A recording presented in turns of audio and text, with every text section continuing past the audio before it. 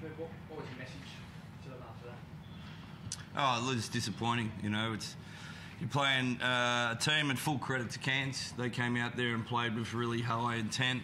And they really took the game on, and I was disappointed we didn't take the game on until we were 12 down or 14 down. And you know, last quarter was great, high intensity, getting after it, desperation stuff. But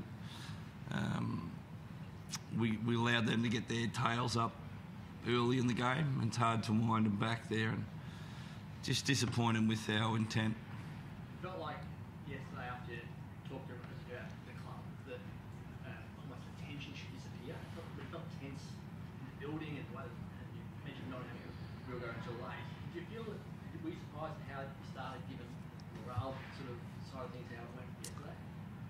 Yeah, look, I can't put my finger on it, but it's disappointing that we missed a lot of easy shots, you know, and we seemed to get deflated when we were missing points instead of working on the defensive end.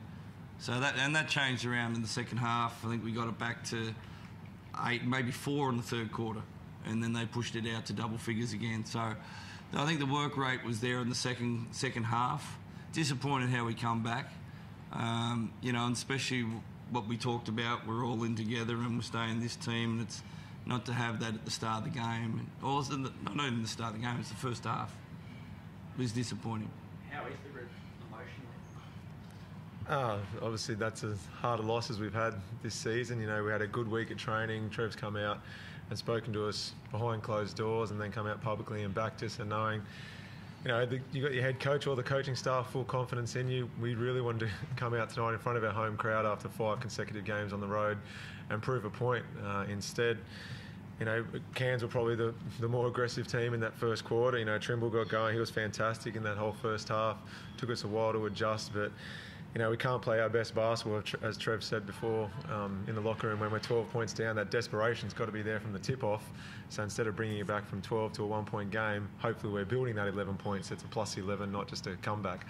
So if we can start the game and play 40 minutes with that desperation, I think we're going to get a lot more wins than the losses we've had of late. But we can't be on the back foot to start the game. We can't wait till we've given up a lead before we get going. And it's frustrating because we had a good week on court. We had some good, you know, chats as a team. We performed on the court, and then we just couldn't carry it over. We did the little things well until it came to putting the ball through the hoop in the first half. And you know, we're going to watch tape, and I'm sure there's going to be plenty of times where we stop it, say good cut, good screen. That's the look we're after. The reality is you don't win games unless you put the ball through the hoop, and our energy's got to come from the defensive end. So even when we're missing those shots, we've got to have the mentality, okay, we missed that one, that's okay. Now let's go back and get a stop. In particular, unfortunately, it wasn't the case. We went down the other end and bled points. So that's not us. It's things we can bounce back from, but we've got to do it now. You know, now's that time of the year where you want to start going on runs in the wins column, but unfortunately we're not. Just on defence, like you allowed it for your defence, but is it team defence that's breaking down at the moment? I mean, Nilo goes out and scores 32. Players don't normally score 32 points against Perth. Is it a team defence that's breaking? Yeah, when you have a superstar like Trimble, you know, when they get going, you know, it's like when Bryce gets going. It's not a one-player assignment for the other team. It's collectively they've got to be able to slow the guy down or make him make decisions. So we made some adjustments after half-time. You know, we started getting after him. He became more of a facilitator.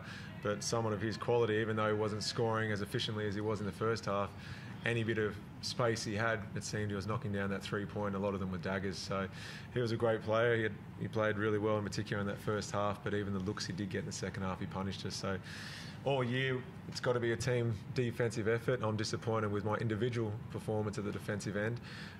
Would love to have done a better job on Mello, but you know, it is something we'll have to address because that's way too many points in a half of basketball, in particular for one individual hurting you that amount. Coach, some of the baskets that you guys shooting in the first quarter, particularly because they don't defying gravity, not even going in. Right.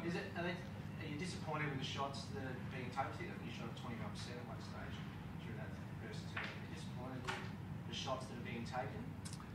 Yeah, I think we just missed some bunnies, didn't we? There was a couple right underneath the ring. There was no one near us, and we missed it. And that's just the concentration level and a couple of sloppy turnovers to,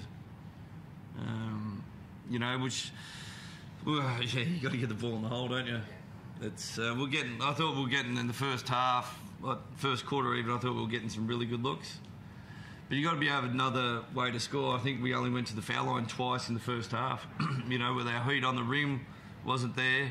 We're still 13 foul shots. We shoot 60% from the foul line. That's nowhere near enough. We're too easy to bounce the ball and look for a jump shot instead of being aggressive out there. And we didn't crash the glass in the first half. I think we got out rebounded by double figures in the first half. And that's when you're missing those shots. You need the effort, hustle plays, the steals, and to create points for you to get on a bit of roll. So, look, we did that in the last quarter, but you can't do it for a quarter and win in this league. Was that throughout the roster? I mean, the bench, we allowed the bench at the beginning of the season because of the depth. I think you had 2 points from the bench at half time. Yeah. So is that everyone across the board? Yeah, it's an issue from the bench. Really haven't been getting productive. We've got to get Jesse shooting the ball. He can't play 15 minutes and not shoot the ball at all. Clint was our bright spark off the bench. Gave us a couple of threes. And we got it to the end, have a chance to go there. And like I said, the guys, you got to have everything go right your way then. So realistically, 18 from Nick, 20 from Bryce, and 17 from Rico. Is the bench the issue at the moment for finding more score? I know it's putting all the points blame on the bench. It's more of I'm more concerned about our intent, how we play in the game. Are we desperate and are we hungry? We're playing against a team that's won 2 games this year. Although they're playing right now, we should be hungry and desperate and tear the heart out of people. And I don't see that. And, the work rate on the boards is an indication of where you're at with that, and we didn't do that early enough. You sort of tearing your hair out at the moment about why? I'm starting to lose it a lot more, and I notice I'm getting like Damo. I'm getting a fair bit of grey.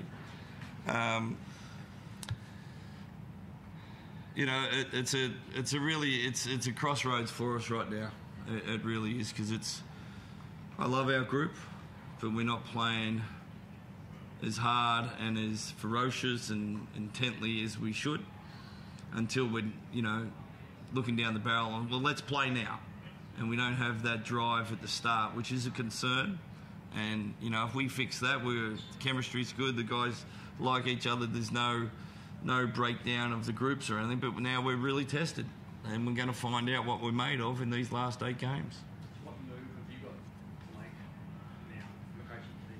I know you can't pull rabbit out of a hat, but what can you do to fire them up and change? Yeah, well, that's going to be a good challenge for me, isn't it?